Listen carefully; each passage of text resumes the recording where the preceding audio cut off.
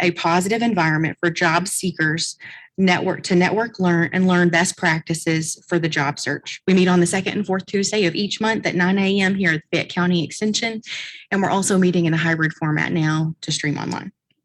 You can see the schedule of topics at ukalumni.net/job club.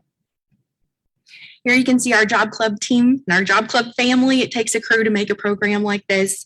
Diana Doggett with Extension, Caroline Francis and myself with Alumni Career Services, and Nicole Waite with UK Steps Temporary Employment. Special shout out to Sunny, Suzanne, Ellie, Queen, and Grace on the programming team as well. Please note that we're currently hosted in a hybrid format.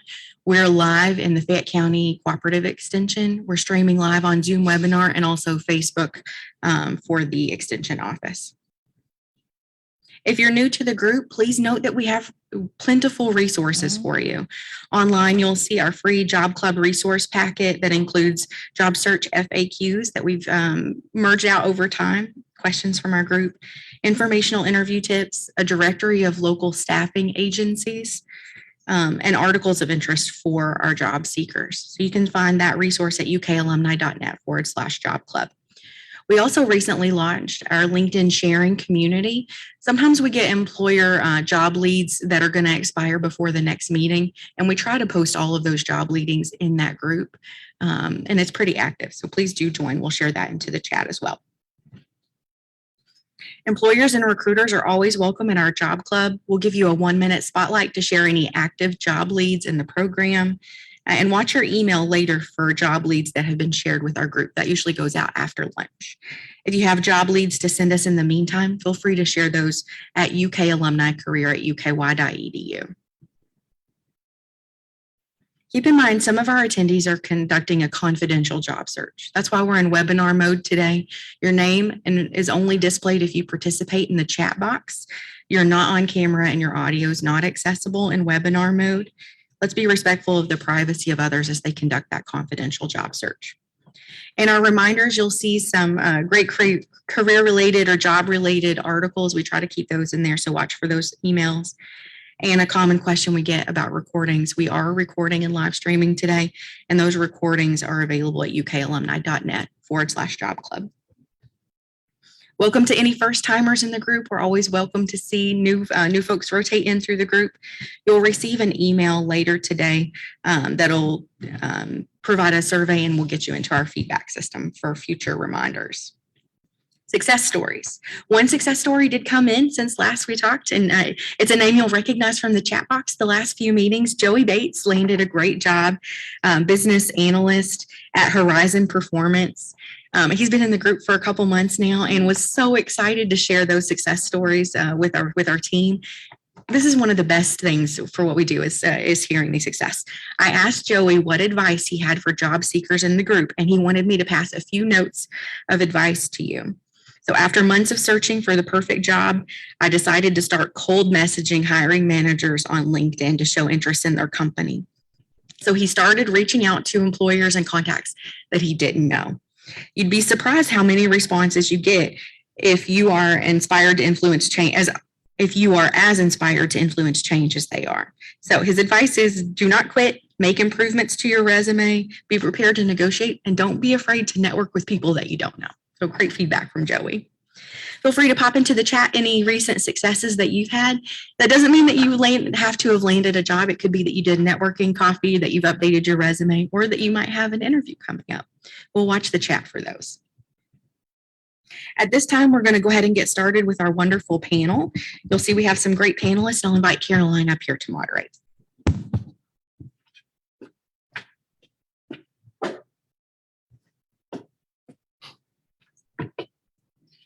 Thank you, Amanda, and we are so excited to welcome our guests today, those online and in person. We also have a stellar lineup of HR professionals and recruiters, so they will have incredible advice to share, and I look forward to learning from them.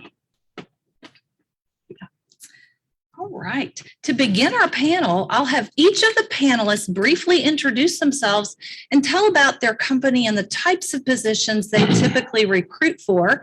We'll begin here with Nicole. Hello, everyone. Welcome again to Job Club. My name is Nicole Waite. I'm a part of the Job Club team, but I also work at the University of Kentucky in temporary employment, which is also titled STEPS. And we are a part of the University of Kentucky. We are not separate. We're just alongside career employment. And so, and we do staff just for inside, well, I should say inside the University of Kentucky, but our temporary positions are just like the, I should say, run parallel to the regular positions. You're working live time, you're getting those skills and everything. So we really like to bring candidates in, let them gain experience, learn the systems, et cetera, and in hopes of transitioning to regular employment if that is what's desired. So, Okay, Rodney? Hi, my name is Rodney Warricks. I am a technical recruiter with Anchor Point Technology Resources. We are a small staffing firm based out of Indianapolis, Indiana, but we take care of Indiana, Chicago, all of Kentucky, all of Ohio, and then any of the companies that are affiliated with those areas that may be national, we have an opportunity to recruit for them as well. We mainly focus on IT, but we have such a good relationship with some of our clients that sometimes they'll come up and it could be an accounts payable, it could be an HR person or something of that nature that they've tasked us to find for them because we kind of have a good idea and understanding of the culture and what that company brings. It makes an easier match for them as well. Great. Thank you, Rodney. Welcome back. We Thank always you. appreciate your contributions to Job Club. Clay? Hey, my name's Clay Tanner. I work for Sleep Outfitters. It's a Tempur Sealy company. What we do is we offer sleep solutions for customers there, and we hire for all sorts of positions: HR roles, senior financial analysts, sales professionals, all the way down to delivery teams and warehouse specialists to help make sure we can get some of our mattresses and sheets out to customers there. Great. Thank you and welcome. Christy? Hi, I'm Christy Jackson. I'm with the Resource Group. I am in the senior talent acquisition there, and I have multiple clients, up to maybe 8 right now, with multiple workloads. So I recruit and help our clients find anything from finance director for a nonprofit organization, senior talent acquisition consultants, recruiters, HR directors, just a plethora of more executive level. But then we also, entertain and also do hiring for local level jobs as well, and marketing and across the board. Some are remote and some are in person, and it's across the state of Kentucky and outside of Kentucky as well. Great. Thank you, Sarah.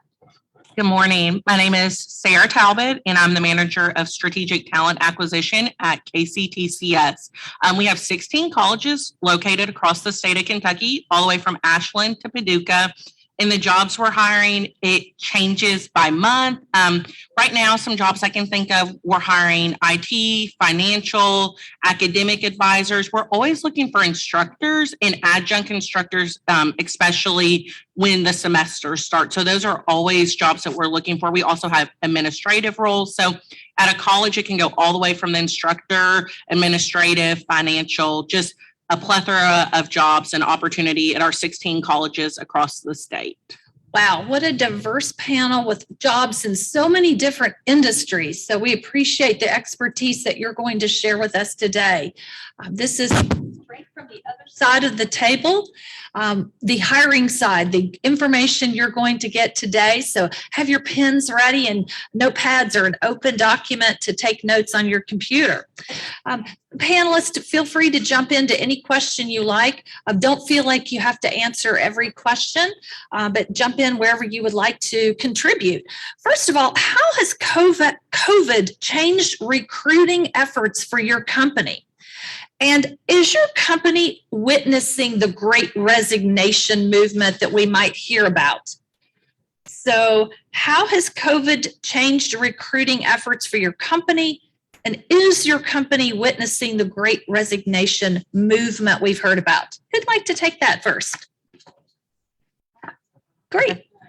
I would say with certain clients, especially with a lot of roles now being more hybrid or remote, the industry is starting to become a challenge, I think, with people really wanting to find that hybrid or remote opportunity.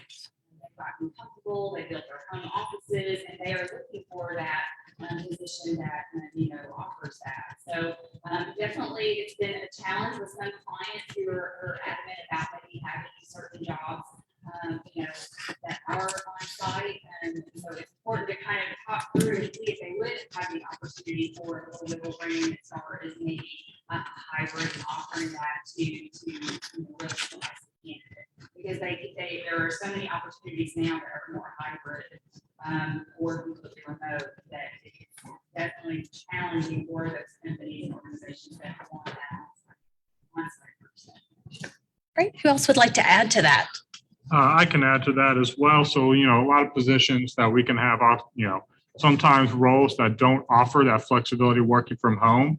The job market's changed so much that we are, finding that there's not as many job seekers out there. But on top of that, it's having the ability to open up the qualifications that you see that you see on someone's resume. Being more open to speaking with those candidates, asking different questions, and also if you're finding the candidate that you're really enjoying, not taking too much time to reach back out to that candidate to make them an offer or to pursue the job process a lot further. Any other additions to that question on COVID and the Great Resignation and what you're seeing? I don't think I see so much of the reflection of the Great Resignation, but it's in the hands of the candidates now because there are so many opportunities, and certain companies were kind of forced to adjust hiring practices and adjust to the hybrid and remote roles. But what we're going to come find out, and this probably will be dealing with this year, is some of these companies are trying to bring back on site, and you've got those individuals that are, just like she said, that are set in their ways. They've got a good balance, work-life balance from working from home. But the companies, and something that may be missing out, is that cultural impact of being in an office and having the corporate office providing the extra benefits and incentives of being in an office. And they've invested millions and millions of dollars in this office here. So there's going to be a balance that's going to have to work. But I still think we're going to see a little bit of a battle of the corporate wanting to have on-site with the demand of people working remote. And somewhere we're going to have to find a perfect balance between those two. Thank you for sharing. We get a lot of career changers that participate in Job Club, and many people also had values clarification during COVID and are really looking to make a drastic career change. What advice, panelists, would you give to our audience who are looking to make a career change? I'll start this one. I think if you're ready to make a career change, I think it's great. I don't think we're meant to do the same thing forever. I would definitely do some research in interviewing people in that field to see what's really going on in that field, seeing the perspective of that field of somebody who is in there, talking to that person. Also looking at organizations associated with that new field you want to join and talking to people in that association, seeing what jobs are available, what opportunities are available in your area. But I would definitely research and interview those who are already in those fields to get a real life feeling for it. Mm-hmm. Definitely. I mimic what she was just saying there. And a great example I can give is we have seen an increase in retirees, once this has happened. A lot of people, like I said, are at home or experiencing, having time with their family, even their grandkids, whatever it may be. And they want to be at home, or they realize, hey, you know what? I've always wanted to, work in a bakery or just do whatever it may be. And so we also, like you said, give that advice there to try some things out. Just, do some informational interviewing is really, really great. So, that's like, it's definitely been on the up and up. And I agree that, hey, no one wants to stay in the same thing forever. So, yeah.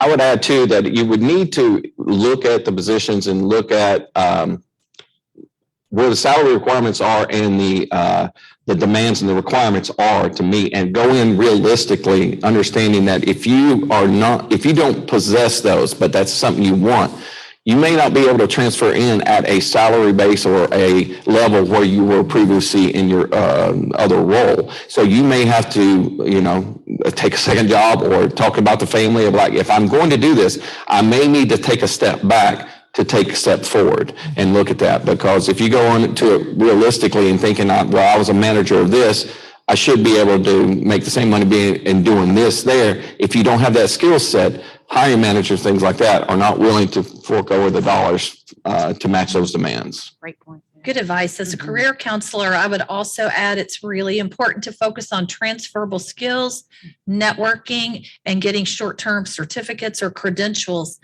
And also just take baby steps, maybe some side gigs to help you build your resume so that you can make a career change. I was going to say, Go I ahead. will add too, because if you're looking to make that career change, that is something that will be asked, by, a recruiter or someone that's interviewing you. Make sure you have an answer prepared, because that is something that will be asked there. So make sure you're fully aware of why you're wanting to make that move. Good point. Being able to convince that this is something that you've thought about and have invested in and are serious about before someone will take a chance on you. All right, you all see a lot of resumes and applications.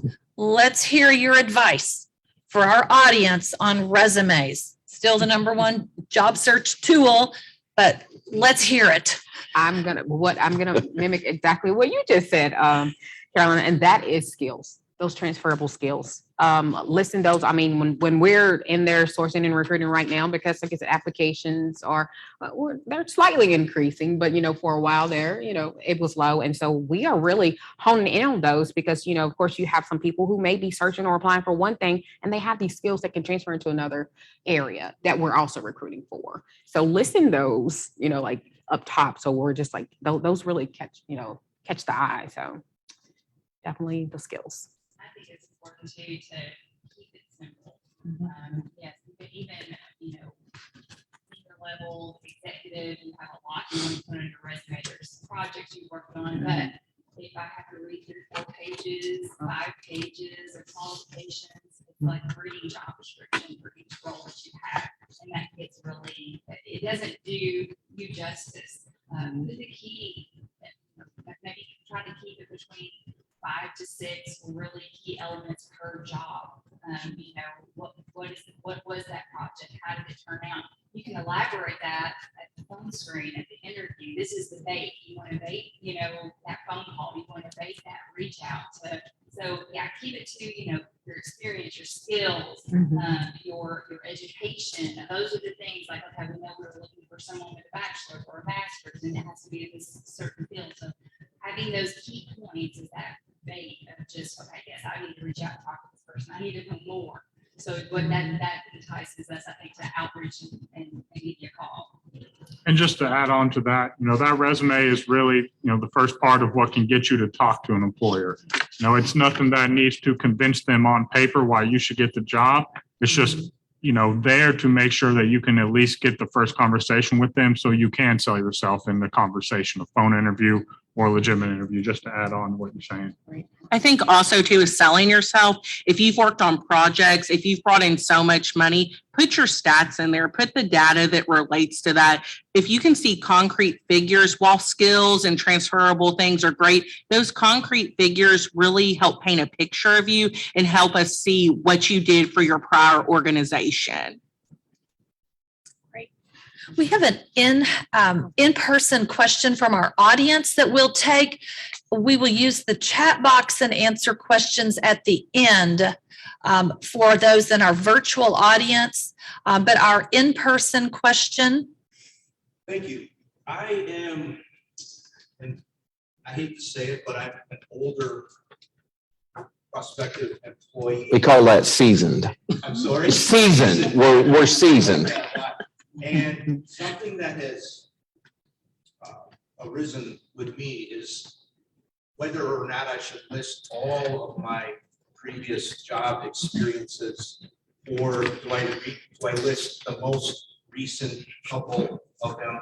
And what has happened is right now I just have my most 2 recent jobs listed on my resume, and skills, etc.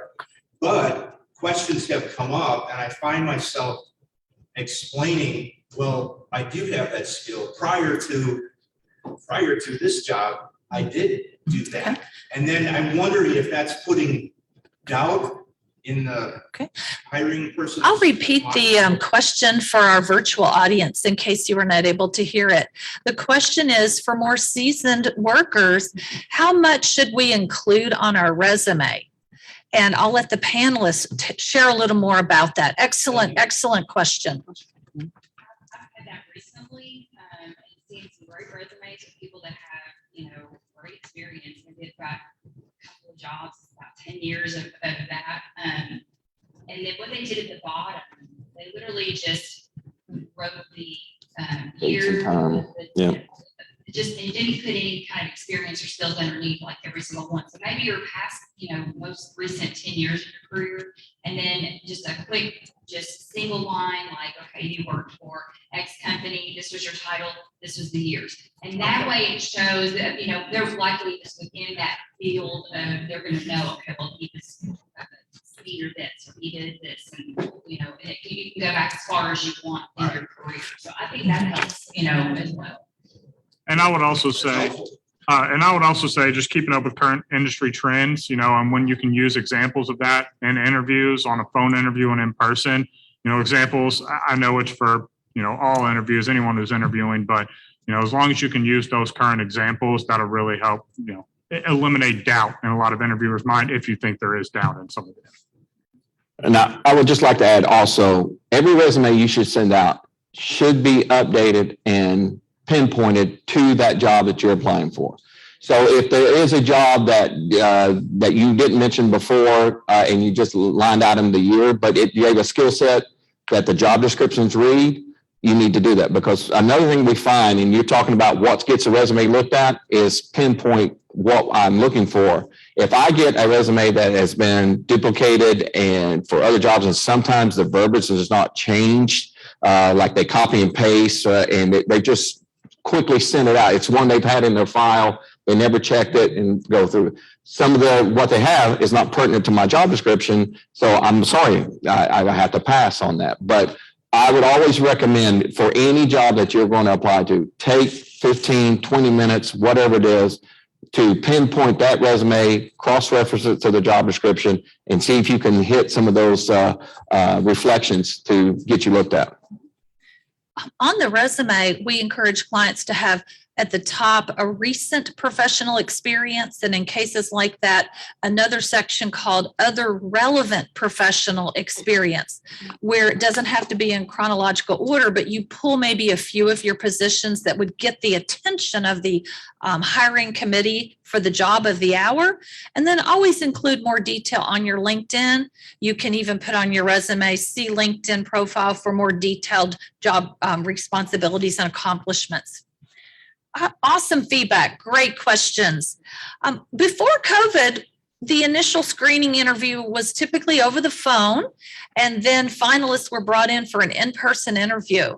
Share with us how COVID has changed your interview strategy. Do you go straight to Zoom interviews? And what tips or advice can you give our audience for this new world of virtual interviewing? Yeah, I can definitely start there. Of course, we did for a while merge to strictly Zoom, and phone screens as well. We have that phone screen and then that face-to-face with the Zoom. And now, since there is some in person, we actually give the option. And of course, some people still want to do Zoom, so which is fine. My advice with doing Zoom, of course, or having a Zoom interview, of course, is lighting, sound, checking all those different things before you actually interview. Having your notes prepared, questions prepared, being dressed fully. And not only, like you said, in given the chance that you, for some reason, you do stand up, but not even just that, it just puts you in this mental space of, hey, I'm really interviewing, So yeah, those are just some tips that I would give for Zoom interviewing. And I agree fully with the, making sure you're prepared and dressed fully, because like you said, it just puts you in a different mindset. And another big thing when we do some of those Zooms or team interviews that I've found is there are people that will fidget with things off screen. fidget with their, pen over here or doing whatever, that's something that, can really help you lose control of, what's going on in the interview. And it's something that is noticed through the person that is interviewing. So as much as you can do, I know it's different than in person. It's a lot easier to focus, all the way in person, but try to, prepare for that as much as possible, not messing with anything off screen. But big time about it puts you in a different mindset. If you, put yourself away from everything that is in your house, TV off in the background, radio or whatever, and just act like you are talking to the person right in front of you in person. I will say we still do in person and Zoom. We give the option, as Nicole said. But one thing I notice, please be in a space that doesn't have distraction. So if you have a study or an office, I can't tell you how many Zoom interviews I've seen in a car. So if you need to, your local library may have a study room you can pull off to. There may be different places in your area where you can, but sitting in your car doing an interview does make us wonder what is going on. How serious are you about this if you're sitting in your car? So I think location and where you are is also key. Mm-hmm. All right. What are 3 common interview questions everyone should be prepared to answer? Give us some of your most common interview questions. And if you have any advice on how to answer that or what to include, let's hear it. Well, I will go specifically, what is your motivation applying for this specific role? Why are you applying and why this specific role? Tell me about it. And, the more information, and again, I had to do it myself. If I wanted a job, I had to research it. I had to be prepared. I had to find the details, find out a little bit about the company, whatever it is about it. But when I sat down, I tried to convince, I am motivated for this job for A, B, and C, because it's what I want to do.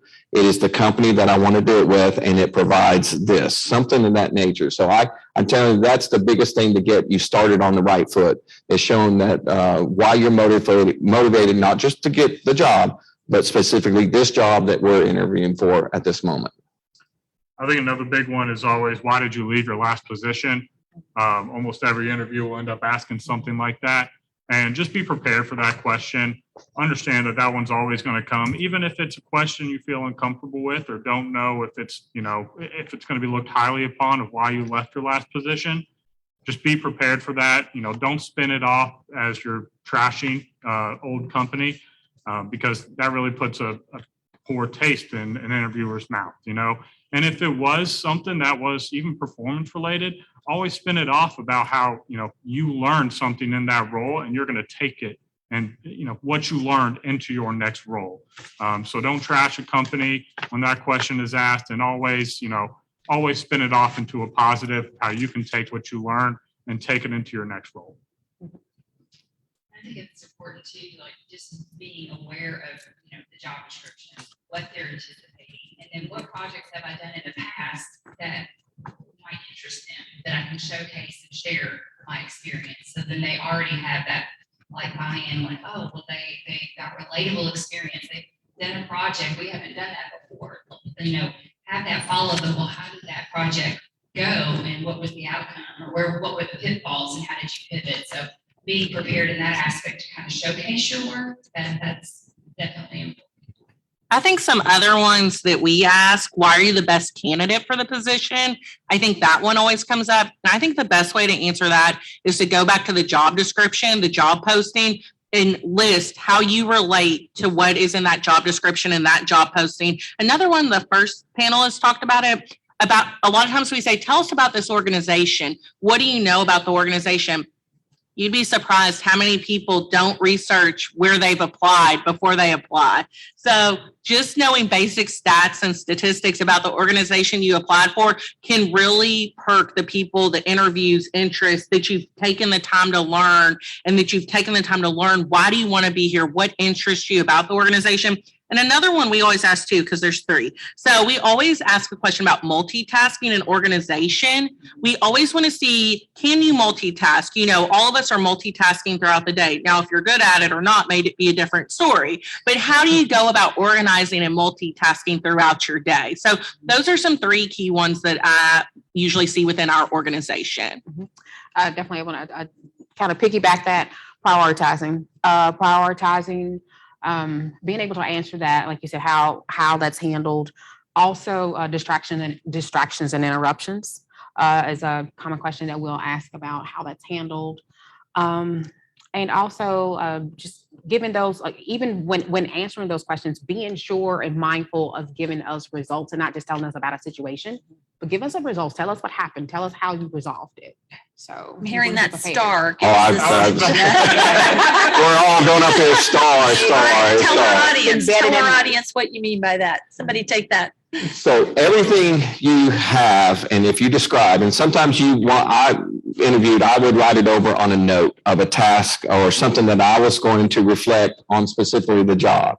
And then I would make sure it was in the STAR format, which is the situation.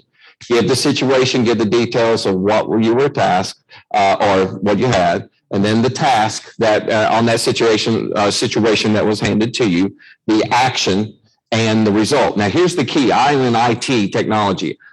There's words and phrases that I have not a clue what they're doing because they're so above my pay grade. But if they can tell me in a STAR format and then give me the results, that tells me that they know what they're talking about and what they did and they concluded. Now, if they say, well, I ran this program and I did this. Well, what'd you do for it? Well, we created this. And if it's like a 30,000-foot viewpoint without the specific details, I'm like, well, how much did you actually involve on creating it? Or what were you on there? So situation, task, action, result on everything that you bring up will kind of let the interviewer and then the hiring manager know that you've completed the circle for us of what we're looking for. Rodney, I'm hearing if someone does not use the STAR format, it makes it so much harder for you, the interviewer. You've got to pull the information out, and you're only going to do that so many times.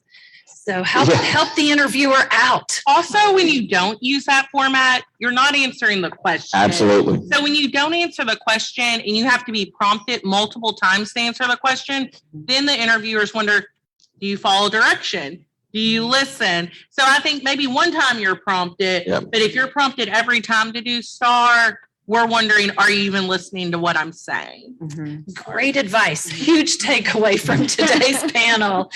Let's talk about how jobs are advertised or promoted. Do you use job boards or social media or LinkedIn? If each of you could, we'll start with Sarah, share with us how jobs are promoted. And if you were a job seeker, where would you look for jobs? Sure. So our biggest resource, I would say, is Indeed currently. So we use Indeed. All our jobs at KCTCS go on Indeed. Now, some of our jobs do go on LinkedIn. If they're hard to fill positions or specific qualifications, we'll put them on LinkedIn. We also put them out into the community. So as I said previously, we have 16 colleges. So 16 colleges market very differently. Some may go in newspapers. In Eastern Kentucky, the newspaper may still be a huge form of communication that people read. Jobs go in there. We use different job boards. So we use higher ed jobs, diverse jobs. We're always looking to source diverse candidates. So we're reaching out to our urban leagues in Louisville and Lexington. Different organizations like that. So Job Club we use. So we're always looking, but I would say our number one is Indeed. Okay. Christy. I use the same as Sarah. We use LinkedIn Recruiter a lot of workforce development groups, urban leagues. Sometimes you have a role that's very specific. So then it's about looking nationwide, like what job boards are specific to what colleges and universities, where can we pull from? So you really have to drill in if you're wanting to promote to get that best candidate. You have to do some work on the front end. Go ahead and share with us the LinkedIn recruiter mode and any advice you have for our job seekers regarding how to maximize LinkedIn so that recruiters can find you. I think it's important to have an updated resume because I can't tell you, I passively source all the time on LinkedIn. That's my go-to for professional, recruiting. So, yes, I see like your experience is listed on LinkedIn, but wow, it'd be so great if I already had your resume, and I'm really excited to reach out to you, get you, on the phone and really kind of either schedule some time with you to really, understand your experience a little bit further. If I have to reach out to you to retain your resume, and there's a lot of back and forth, but you already cut through that and have your resume posted and it's up to date, then that's perfect. And I'd add for the job seekers, make sure under your settings, you have it open so that recruiters can contact you and find you. Yeah, just like on Sarah's picture over here, she's got hiring under it. If you say open to work, that'll just put an open to work right under your picture. It gives a setting where recruiters can go into people that are open to work and find you a little bit quicker. Where else do you all post, Clay? Just on LinkedIn or? LinkedIn and a lot of Indeed we use. I know everyone's been saying that. We use a lot of Indeed as well. But I would say, people that go out and apply to positions, those are normally going to be the first people recruiters, look at and reach out to. So, putting your resume on and just hoping you get a contact might not be the most efficient or best way to get contacted. Always go into and applying to the position. And, understanding if a recruiter does reach out to you, try to get back to them very quick. Because if they've reached out to you, chances are they've also reached out to a couple other people as well.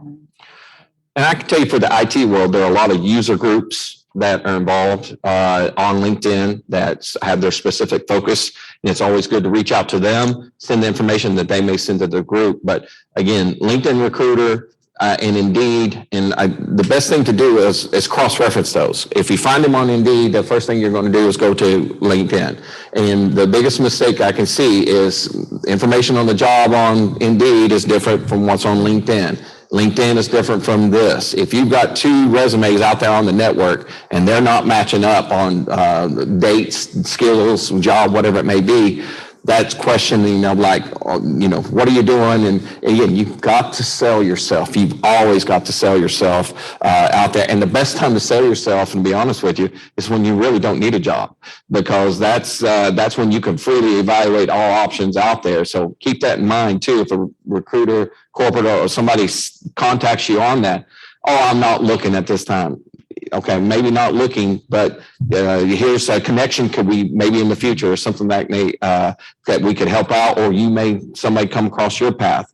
But it's always be an open book out there because you may never know what could come up in front.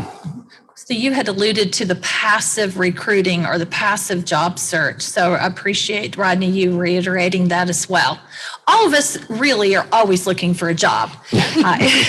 We're always open if something better comes our way. And there is no greater time than right now to job search. So we really want to encourage our audience, please just apply, job search. It's a great time to job search at this point in history right now. What else would you all add? I will add, of course, most companies have, or a lot of companies have their own jobs, websites, as we do here at the University of Kentucky. But we also do use, in our office, we do also use Indeed and LinkedIn. And another big recruiting tool is the good old fashioned job fairs. We get out there and do a lot of, now that we can, of course, post-COVID, go out and do a lot of face-to-face recruiting. That seems to work. And honestly, we have seen an incline of people attending job fairs. As much as there are some people who are reserved and want to be behind the camera, want to be behind Zoom, there's a large group of people who also like to come out. I think there's maybe been 3 recent job fairs that we've attended, and we've had 50 plus people. Wow. So it's definitely on the uptick. And then, of course, we have the opportunity to use Job Club. So Job Club does advertise jobs. Yeah. Thank you, employers, for sending us job leads. We really appreciate it. All right. Go ahead, Christy. I was just going to say too, if you go on LinkedIn and you're looking for a job, a lot of times, like myself, if I post something, I'm going to have my LinkedIn page, my personal, and I can't tell you how many times I've reached out much more quickly to someone if they just sent me a message on LinkedIn, like, hey, I saw your job posting, I'd like to hear more about it. And even attached their resume to that, even though they've already maybe applied, on LinkedIn. So that's another thing. So don't be afraid if you see that recruiter, talent acquisition, HR, generalist, whoever is posted, if their information's on there, click on there. Add them to your network. I mean, they may not be able to help you in that capacity. They may know something else. So it's all about networking. Don't be afraid to do that, audience. This is what recruiters are telling you is effective in our success story today. That's how he started seeing results when he reached directly out to recruiters and employers on LinkedIn with a message. We get questions a lot about the salary dilemma. So on an application, if they're asking for a salary, what do you do? Do you leave it blank? Do you put something, especially if you're not really sure what kind of salary range it would pay? How do you handle that question then in the screening interview or the Zoom session? Please offer your advice from your side of the table to our job seekers on how to more confidently approach that space. Anyone? I would definitely start there. I would say, of course, doing your own research, knowing, having some knowledge about the job itself, what it pays. But having to list that, it's not necessary. We actually get a lot of applicants, I should say, that do not list that. But I would be prepared to answer what is your desired salary range with this position. But like I said, going in real and being realistic would be ideal. You're not just coming up with a number. Know your stuff before you go in there and say, hey, this is the desired range. So that's I think also it's not as taboo as it used to be. I think it used to be a very taboo topic. And I actually read an article about that recently. It's not as taboo anymore to bring it up because you have to be able to support yourself, your family, and you may be able to take a pay cut. You may not be able to take one, but you need to be realistic, like Nicole said. But you also, if you have a certain number, say that number. It's okay to say that number. That company, if they want you, they're going to find a way to accommodate it, or maybe they can't. But I think it's crucial to be honest about it and not lie. Because if you take a salary that is something you and your family can't live with, you're not going to stay at that job very long. Good point. And I think always remember too, there is salary and then there is total compensation. Absolutely. And you've got to look at both of those things equally, because some companies, the salary may be here, but when you incorporate their benefits packages and things and bonuses that they pay out, it's not guaranteed, but that could be part of the pay. That is all things that need to be considered. And again, if you present it in that way, well, I have this number, but in doing your research, I see that you guys have this benefits package and this here, and present it in a complete package to them, that shows that you put your time and effort in on your part. I'm hearing of some great recruiting tools from companies that are helping with student loan forgiveness, also helping people with first-time home loans as a perk to coming to work for them. Awesome benefits that would certainly sweeten that offer. At our organization, I'll plug in a non-traditional one. We have 2 weeks off at Christmas that's paid for. So 2 weeks off, automatically you're paid.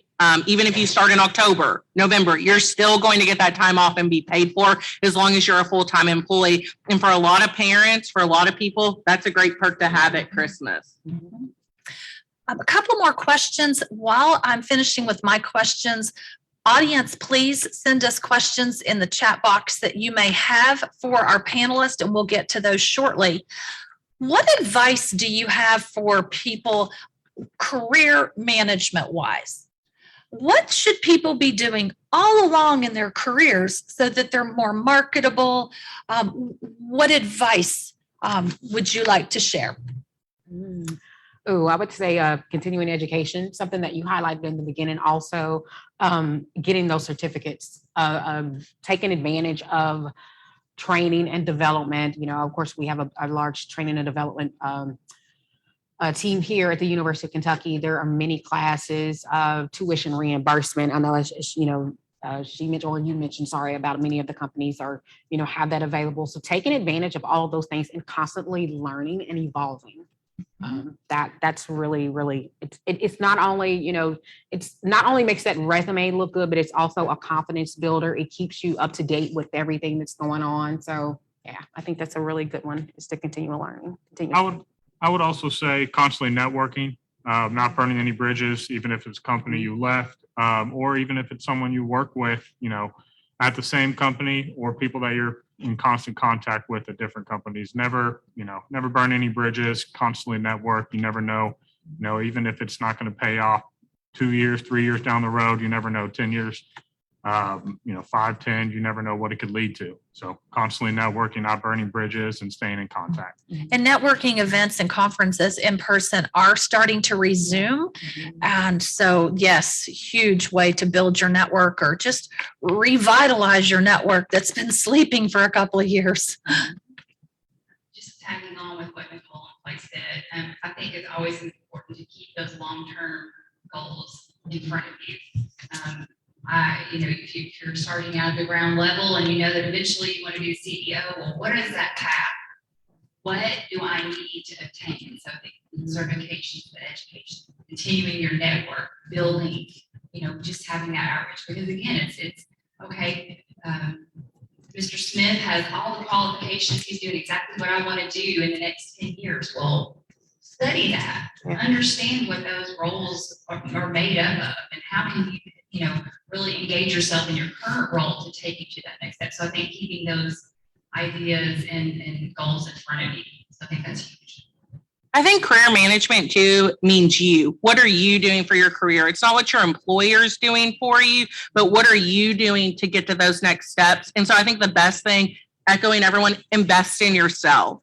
Invest in the certification, the higher education, the networking. Does it cost money? Absolutely. Can it make all the difference in your future? Absolutely. So I think career management is all about what you're doing to make yourself and take yourself to the next level. Right. We're all going to have lots of jobs and careers, and we can't leave it to somebody else to guide us or look out for us. Ultimately, it's our responsibility. And to reflect what she talked about earlier about if you can assign some numbers to projects you've worked with, and I know over the years, you may forget certain things that you've done. So always keep a file, always keep pertinent information that you can pull into your resumes, and keep your resume updated. And if not daily, at least monthly with it, because some of these things you will forget and you will leave out. And as you're wanting to, take yours to the next level, if you may leave off an important project that you did that brought money back, that you created, you worked and led a group and all this good stuff, that could have been the one thing that could have distinguished you different from somebody else. So always, when you're working on projects, keep a little side note tab or whatever of what you can reflect on, and then bring it into your resume. Nobody has to know you're updating it. It's in a personal file, and then maybe something comes your way and bam, you've got all your information ready to go. Great advice. Oh my gosh, our panelists have been incredible. We have questions that have come in the chat box. So our chat moderators, let's share some of those questions from our virtual audience. Sure. So the first question we have is, are functional resumes accepted in comparison to a more standard chronological resume? Functional versus chronological resumes. What's your advice on that? What for me, because I do a lot of IT recruiting, so functional and skill is there, but we need to see the timelines that you've done that. So I would suggest that it needs to be a standard timeline of knowing what's going on with the functional listed in that. But you can't just tell me, oh, I programmed this and I programmed that, and I haven't. And then I see 2 or 3 jobs that are 6 months in between of each other, something like that. That's going to reflect over what was going on during that time. So I would say for me specifically, especially in the IT, I still need that standard timeline. I still need that job, but you can break it into functional. I don't need a paragraph. I can, I need hit points, active words of what you've done in those. Maybe a hybrid version Yes. of a chronological and a functional resume. I mean, as much as you can do the function, we still need to know, are you steady in your employment, and I hate to say, but are you a job hopper that you have out there? So that's things that we all we're the filter trying to present it to the hiring manager and trying to get you hired. And so that's the questions that we're going to ask before you get to the next step. Next question. Do any of the companies represented here today, are you guys currently hiring for remote positions? How much remote work is available with your companies? I would say at KCTCS, all the colleges are run by 16 different presidents. So it depends on the college and the position. There is always, I won't say there's always, but currently at where I work at System Office, there is opportunity for remote leave. And I think, once again, I think someone on the panel said it. I think that's always, if that is important to you, that's something you need to always discuss upfront in your interview. I'd say with Sleep Outfitters, the way we're set up, there are, some storefront positions there, which, obviously would not be working remote. But for a lot of our positions working out of the corporate office, they're not purely remote, but it's very flexible if something's going on, you need to work from home that day. It's something that is definitely, it's not, someone coming to say, no, you need to come in the office today. It's very flexible, very understanding on that end. But again, we do have a very nice corporate environment. Helps everyone kind of work together there. I do have one client that is hiring for the chief software engineer roles, and that is completely remote with the idea that it would be in Louisville once a month to meet with the team. And then, of course, the organization that I work for is looking for talent acquisition consultants. Just, the field is booming, so, and that is also remote position as well. Certainly use the keywords remote or hybrid when you're looking for jobs on job boards. One thing I would caution you on the remote is when you're specifically just looking for remote, the pool of applicants expands from the 30-mile window to nationwide. Okay. So when you're trying to, I want to work on this remote job. Well, there's people in Texas, Atlanta, all this networks can connect anyway as far as they can. So if you're in that market for remote only, the talent pool or the pool that you're going to be dealing with is a lot larger in that. So keep that in mind in your search. Okay. Next question. Okay, we have one from the audience. Are we good? Okay. Well, thank you so far for everything you've explained. It's been very helpful.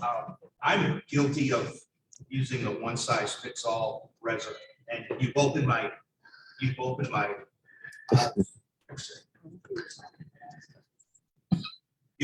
eyes to that. Yeah, we can hear you. Go ahead. Okay. I'm wondering though, if the panel can suggest a website or two or some software for resume building so that I can easily modify my resume for each application. I'm a little out of touch with that, so I'm sure it's a simple answer, but I don't know. And that's a good question. Do you like templates or not? We typically advise clients just to use a simple Word document and tailor it each time versus trying to find a template. Let's hear what you all feel. We're all jumping at this one. As resume templates, there's all kinds in there. If you want, there are sites out there that you can pay to do, but literally go to your Word document and you can search and just type in resume and you're going to get all kinds. And there you just plug in your information. You'll find one that you're really like. And I would tell you that there are some artists out there that think of creating a nice and pretty resume with words going down the side and this and that. That does not do it at all. I need who you are, where you're from up front. I need your objective skills in some type of format that I can easily come to. And you got to understand too, that if you upload a resume into Indeed or something like this, and you got it in a crazy format, when we try to download it, we may see nothing but dots as well. So use a format like say Word, DocX. I think PDF is starting to be a lot better than it used to be, but use formats that are easily downloaded into computer systems. And you need to just do your research and finding what those are. That's really good information. I have tried to modify the resume that I had built for me. It's impossible. I cannot go in there No. and change a field or a date or anything. So good advice. I was going to add on to, oh, I'm sorry. I was just going to add on too. I'm not sure if you're new to Job Club, but if you want to schedule an appointment with the UK alum and Job Club, that is actually to get some one-on-one, more personal, just face-to-face. Feel free to schedule an appointment with Caroline or Amanda, and they'll be glad to help you with that. And just to go back to what we said at the beginning and kind of add on to his point, it is, you want to keep the resume to an extent kind of basic so we can read it, go directly to what we need to find out on the resume there. And if you're looking to tailor, your resume to specific jobs, really dig into the job description, what it's going to involve. That way, if you have experience with something or a transferable skill that the job description is needing, you can tailor that resume for that position. Yeah, I think that's the biggest thing is people, they look at the job and then they're like, I'm going to send my resume. The first thing you do is look at the job, research the company, and then take that job description and line item, print it out, and then highlight everything that you've got. And then take those highlights and bring them over in your resume and make sure they're reflected in language. And I'm telling you what, you'll get a phone call from us in 5 minutes. Oh my gosh, And the goal great is just advice. Great advice. I feel like I'm monopolizing the conversation here, but Well, I do believe you've got the full attention of the room here, so. Yeah, I mean, perfect example of that is on LinkedIn. I can submit a resume, but it will say you match 0 of 10 skills or 2 of 10. And all I really need to do, if I have those skills, is to look at the job description and Exactly. paste them in. so I'm hearing keywords. We need keywords that are in that job description, in your LinkedIn profile and in your resume. Okay, let's bring it to a close and thank our panelists for their incredible information that's going to help so many people here and remotely as they conduct their job search. So thank you so much. At this time, if we have employers online that would like to use the chat box to share job leads, please go ahead and do that. It needs to be an active job lead, not a promotion of a product or service. You have an active job lead. Please put that in the chat box. You could also email that to us at ukalumnicareer@uky.edu before noon today, and we'll send that along with our follow-up newsletter that will go to the people that have registered for today's Job Club session. Now we have some Job Club's facilitator news and upcoming events. Fayette Cooperative Extension Service and our cooperative extension partners in all 120 counties of Kentucky have incredible programs, and especially with spring garden season gearing up, please check out the Cooperative Extension Service. Lots of incredible free and inexpensive programming going on in your communities. Do take advantage of that. UK Human Resources and STEPS, as Nicole mentioned today on the panel, are constantly hiring for both temporary and full-time or temp to perm type positions with the University of Kentucky. We encourage you to go to the website and look at that as well. Lastly, Amanda Shagney and I are with UK Alumni Career Services. We do offer career counseling, individual, in person, or Zoom. You do not have to be a graduate of UK, just simply need to be an active member of the UK Alumni Association. We do help people with job search strategies, interviewing, resumes, career assessments such as Clifton Strengths and Strong Interest Inventory. So we encourage you to check that out as well. Next time at Job Club on March the 8th, our topic is building a foundation for success, how to ace your interview. Backed by popular demand is April Spellman. She's manager of people and culture at Gray Solutions. April will be lively, it's guaranteed, and she'll also share some great practical advice. At this time, folks that are with us in person, after the Zoom webinar closes out, we will spend some time networking. So we do encourage our virtual audience that lives close enough to attend in person. Please come back and join us in person for that incredible one-on-one networking with recruiters, employers, and with each other. And until next time, we hope you have a great day. Good luck in your search. Please keep us posted on your success stories. And again, it is an incredible time to be gearing up and really going forward with a purposeful job search. So good luck to you, and thanks for joining us today.